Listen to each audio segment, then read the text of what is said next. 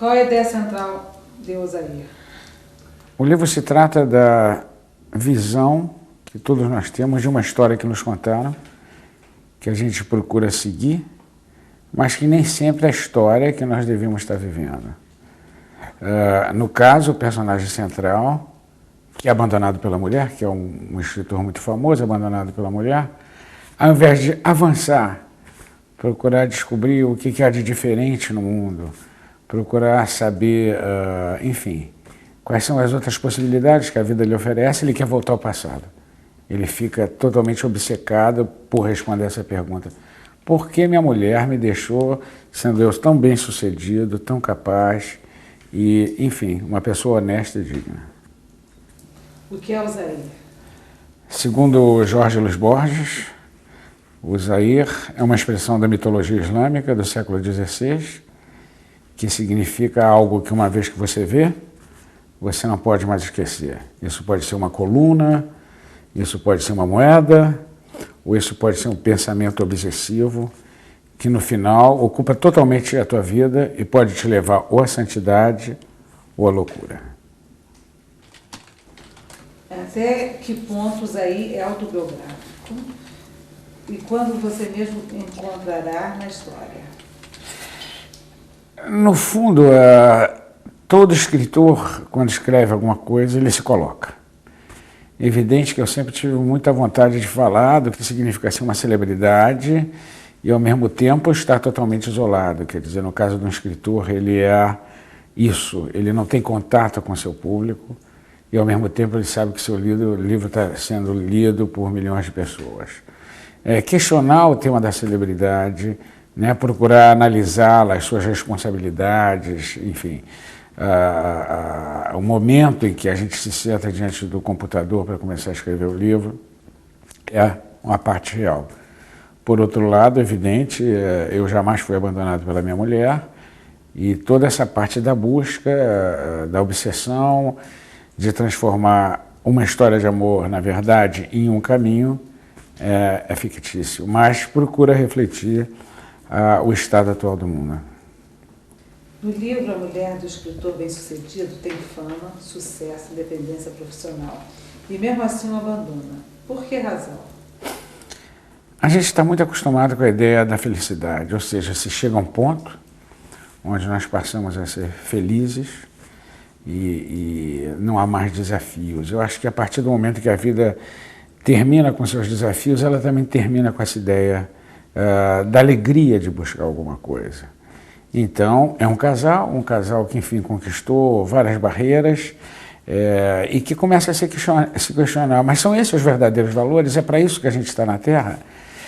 A mulher do escritor, ao invés de se enganar, como normalmente termina acontecendo com casais que atingem um ponto de harmonia, entre aspas, ela resolve partir em busca da resposta. O que nós estamos fazendo aqui? Por que nós nunca conseguimos chegar ou atingir a felicidade? Neste ponto, ela decide tornar-se uma correspondente de guerra. Esther se torna uma correspondente de guerra, a mulher, porque ela pensa, com toda razão, aliás, que quando o homem está nos seus limites, ele é capaz de tudo. Ele é capaz dos atos mais heróicos e dos atos mais perversos. Nós temos visto isso nas guerras que, infelizmente, estão se transformando enfim, numa realidade nesse mundo. Pessoas feitas na prisão de Abu Ghraib, no Iraque, gente normal, gente do interior dos Estados Unidos que, diante do poder, vira o grande torturador, vira a pessoa que vai atacar sem nenhuma piedade.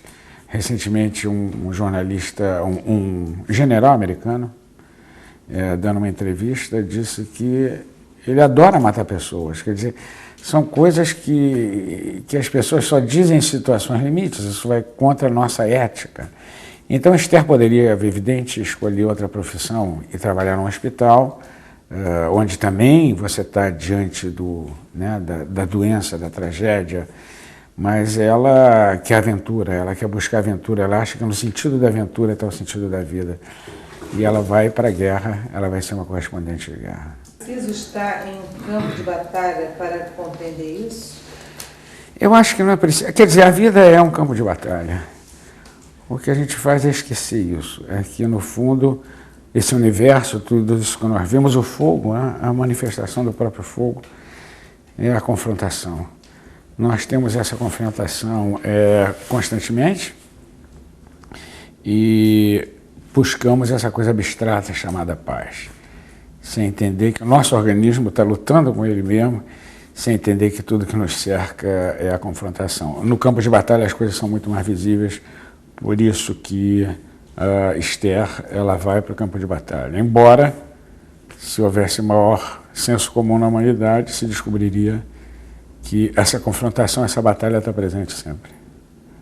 Na sua opinião, o Zair é parte da nossa experiência universal como seres humanos? Na minha opinião, todos nós temos as nossas obsessões. Infelizmente, ficamos presos a certas coisas que termina empobrecendo a nossa existência. Existe todo um processo interior que nós tínhamos que desenvolver para entender que um desafio não é uma obsessão. Um desafio é uma coisa que precisa ser vencida. Ela não pode te ocupar tudo, porque senão ela vai empobrecer o resto da sua vida. Infelizmente, o Zair, na grande parte dos seres humanos, essa obsessão, seja por dinheiro, seja por amor, seja por poder, ela se transforma em algo que empobrece a sua existência, se limita àquilo.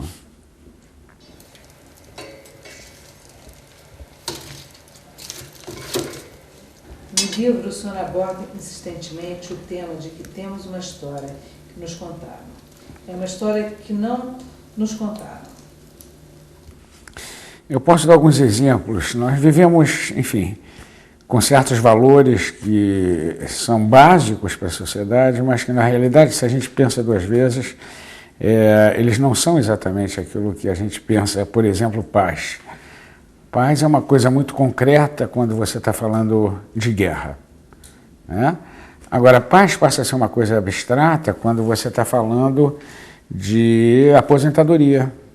Uma pessoa que realmente resolveu lutar a vida inteira para ter esse momento de tranquilidade, de paz, e quando chega esse momento da aposentadoria, essa pessoa se sente fora do mecanismo da vida, ela se sente afastada.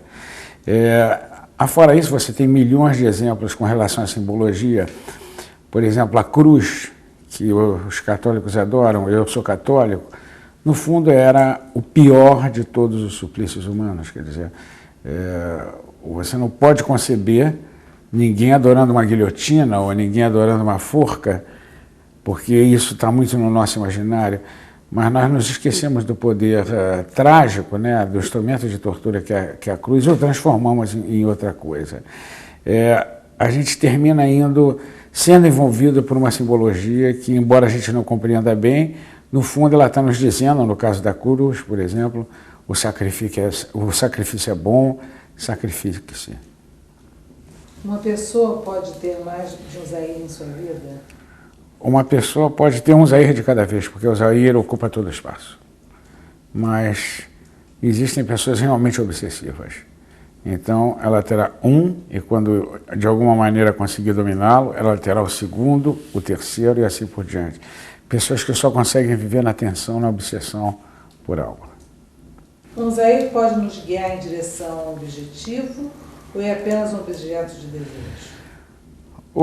Você vê o alquimista, por exemplo, o alquimista ele tem um objeto de desejo, que é um tesouro nas pirâmides, mas ele entende, ao fim e ao cabo, que é a jornada, é o caminho que vai enriquecê-lo.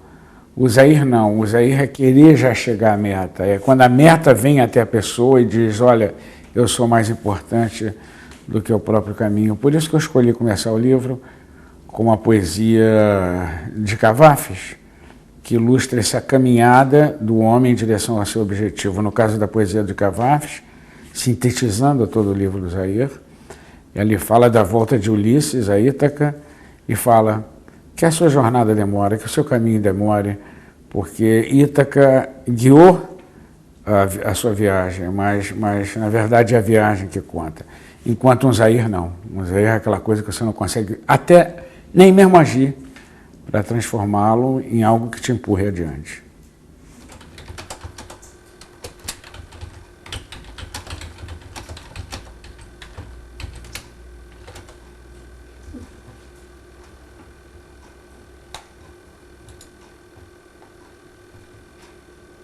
O que o personagem principal do livro tem no Cazaquistão?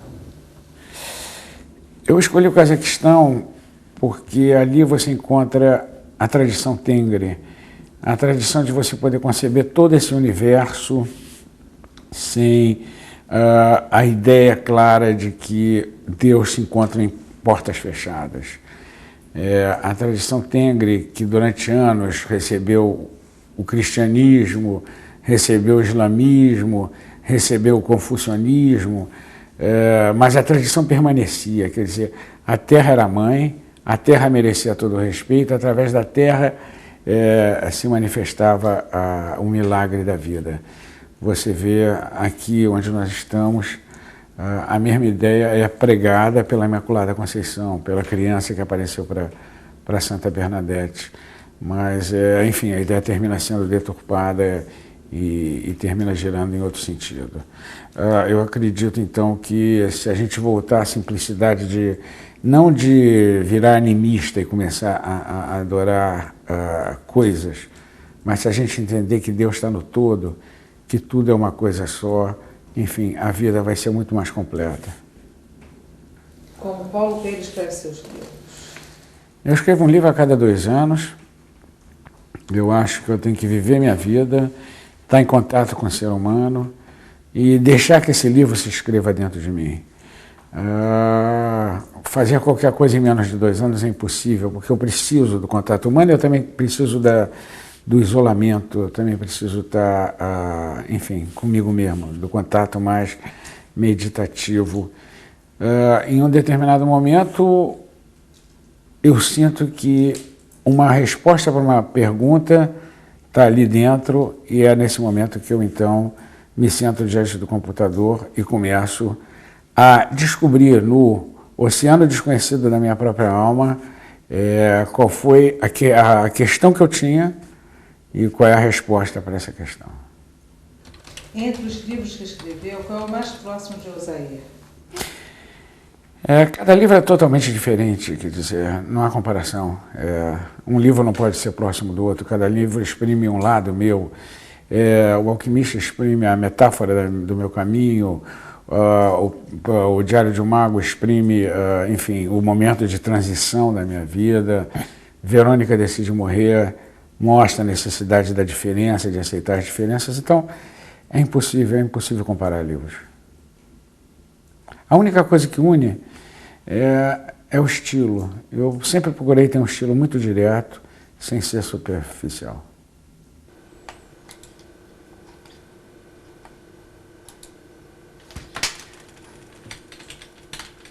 Quem são seus escritores favoritos?